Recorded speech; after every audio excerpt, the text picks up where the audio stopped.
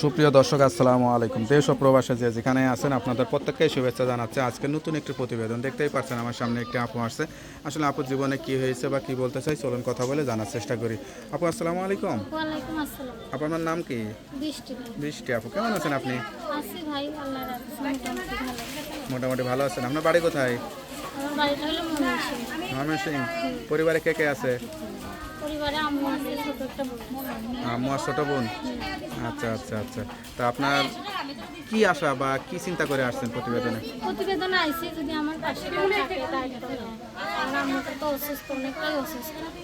যদি কেউ পাশে থাকে নিজের আম্মুকে যদি চিকিৎসা করে দেয়, তার কাছে যদি আমার যদি সে বিয়ে করতে চায় আমি তার কাছে বিয়ে শাদী বসে যাই।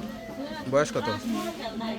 বয়স 18-19 তো হয়েছে। বিয়ে শাদী হয় নাই? না ভাই, বিয়ে শাদী হয়নি। আচ্ছা, একটা বিয়ে করবেন সেই আশা নিয়ে আসছেন? সে আশা নিয়ে আইসি, সে যেরকমই হোক ভাই, বুড়া হোক জোয়ান হোক বিবাহিত হোক অবিবাহিত হোক, সে যদি আমার পাশে থাকে আমার দায়িত্ব নেয়, আমি একটা সেরকম তা আপনার মা তো আছে, আপনার মাকে একটা ছেলে দেখে দিতে পারতেছে না বিয়ে? মা দিতে চায় ভাই, যৌতুক চায়, আমার তো সেরকম কোনো সামর্থ্য নাই।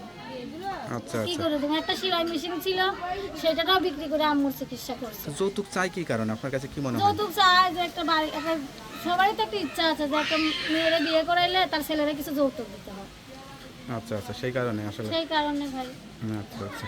তা এখন যদি কেউ সত্যি সত্যি বিয়ে করতে চায় কিভাবে যোগাযোগ করবে? আমার নাম্বার আছে। নাম্বারে যোগাযোগ করে বাড়িতে আসলে কি হবে? হ্যাঁ, বাড়িতে আসলে হবে বিয়া। যদি নাম্বারে করে তা নাম্বারে করে, যদি ফোনে করতে চায় ফোনে করবে।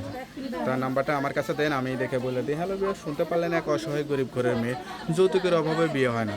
সত্যিকারের যদি কেউ নিঃস্বার্থভাবে টাকা পয়সা ছাড়া যদি বিয়ে করতে চান অবশ্যই এই নাম্বারে যোগাযোগ করুন। তার নাম্বারটি হচ্ছে 01826745203। নাম্বারটা খোলা থাকে তো? হ্যাঁ ভাই, এই নাম্বারটা খোলা। যাক, নাম্বারটা খোলা রাখবেন। আর জীবনে যেহেতু কষ্ট হয়েছে ধৈর্য ধরেন আর খোঁজ খবর নিয়ে যাচাই বাছাই করে বিয়ে আচ্ছা করে ভাই। সংসারী হয়ে যাবেন।